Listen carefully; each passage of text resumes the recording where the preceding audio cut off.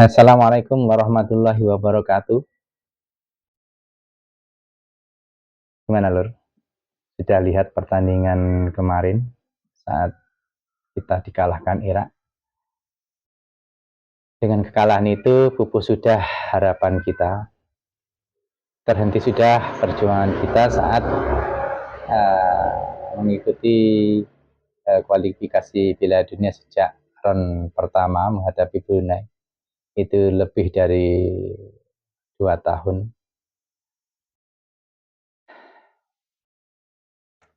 Tapi itulah kenyataannya, kita harus menelan pil pahit lagi. Belum bisa menyaksikan timnas Indonesia berjuang di Piala Dunia. Sebenarnya ini kesempatannya sangat bagus, Lur.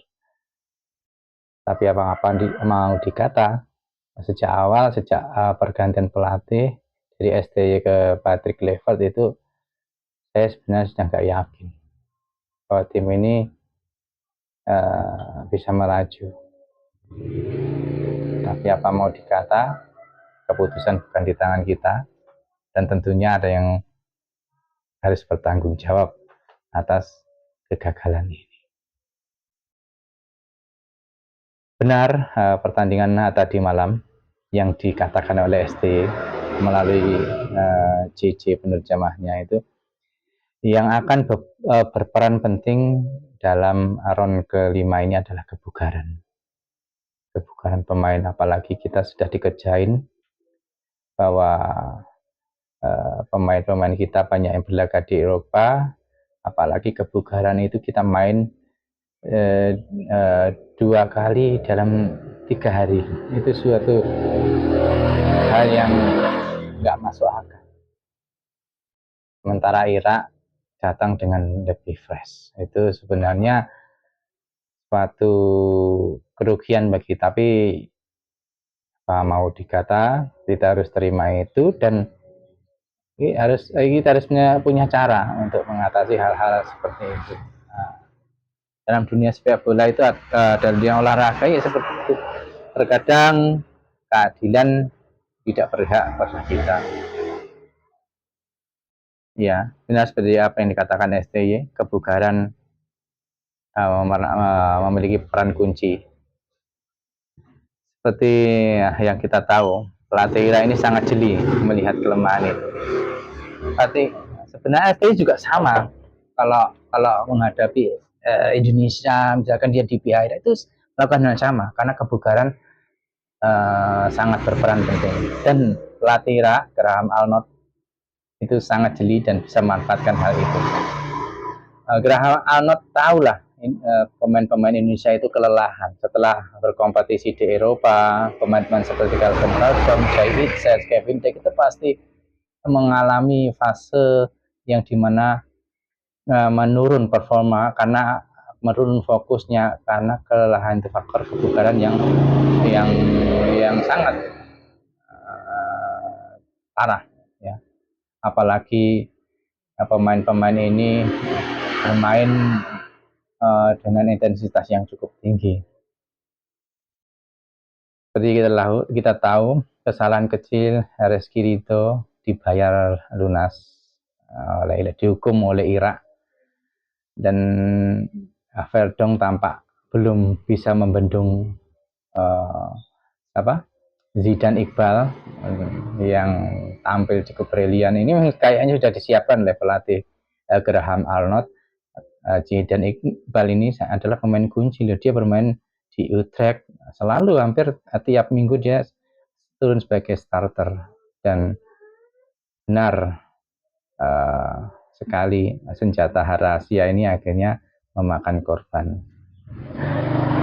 Tetap kesalahannya sama ya, ini di lini di mana di area sepertiga itu, di mana itu ada ruang-ruang kosong yang dimanfaatkan oleh Irak.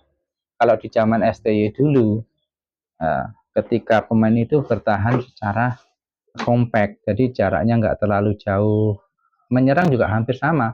Ketika pemain penyerang itu, pemain yang lain pasti ikut naik menyerang. Jadi bertahan juga begitu, tapi bertahan pemain lain itu ikut bertahan menutup ruang-ruang kosong. Nah ini ini yang tidak terjadi di era Patrick Kluivert menurut saya. Hanya ruang kosong yang dimanfaatkan oleh pemain-pemain di Arab dan Irak, dan itu tahu betul kelemahannya oleh pelatih ini, pelatih Arab Saudi maupun Irak. Hasilnya kan hampir sama dengan kemarin yang terjadi oleh Saleh dari Arab Saudi. Gol jadi Zidane Iqbal dari sisi tengah, bukan di area kotak penalti, yang seharusnya itu di cover oleh Joe Boniface dan Tom Haye. Kemarin Tom Haye, peran Tom Haye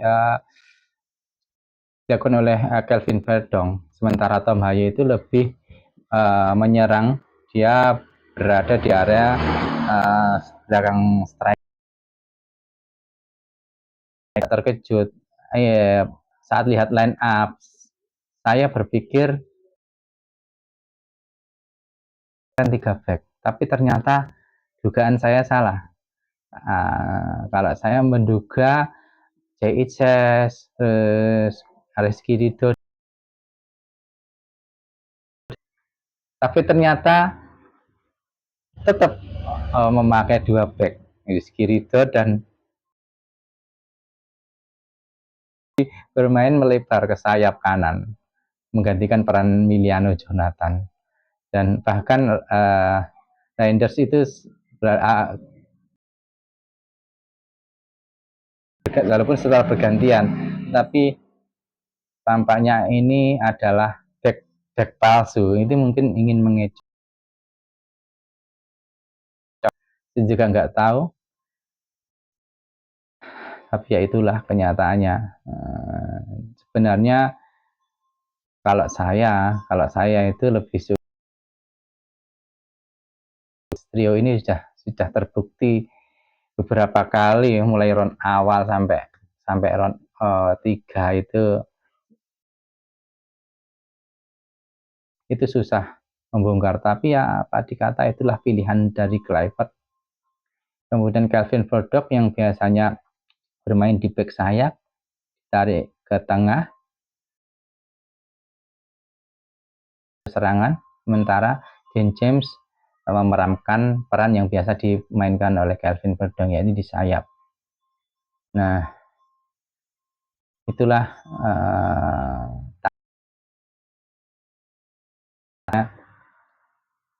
sudah dibaca oleh tim dari Ida, dan tim dari Ida itu tahu betul kelemahan Indonesia sepertiga akhir dan di kebugaran dari pemain-pemain itu. Makanya di babak pertama itu Indonesia sempat menguasai permainan. Kenapa? Di tengahnya itu Irak tidak memasang pemain-pemain terbaiknya. Mereka masih meraba-raba Indonesia mainnya seperti apa. Nah, baru di babak kedua ini kecerdikan Arnold itu patut diacungi jempol. Dia tahu pemain Indonesia sudah mulai kecapean, kelelahan, punya determinasi seperti Zidane Iqbal dan Ali Jasim, dan akhirnya membuahkan hasil dari kesalahan dari Rizky Ridho. Itulah yang terjadi tadi malam.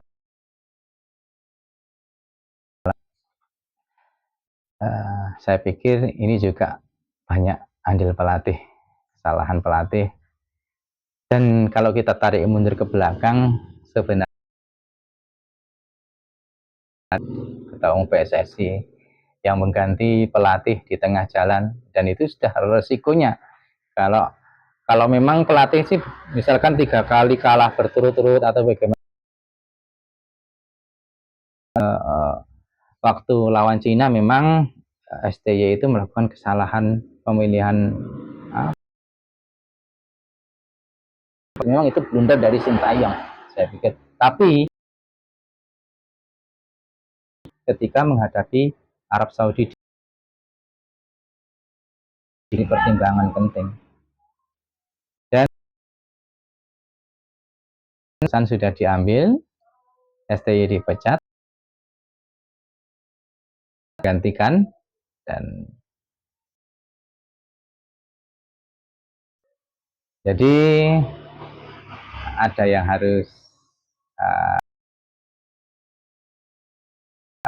evaluasi. Yang pertama adalah pelatih yang mengambil keputusan secara oke. Apa mau dikata, kita sudah gagal, kita harus menunggu lebih lama, entah di 2030 kita bisa lebih baik atau malah seperti apa sepak bola kita, tidak kita tahu. Sepak bola ada menang, ada kalah, ada sedih, ada gembira, dan ini menjadi langkah awal untuk lebih kedepannya itu menjadi lebih baik.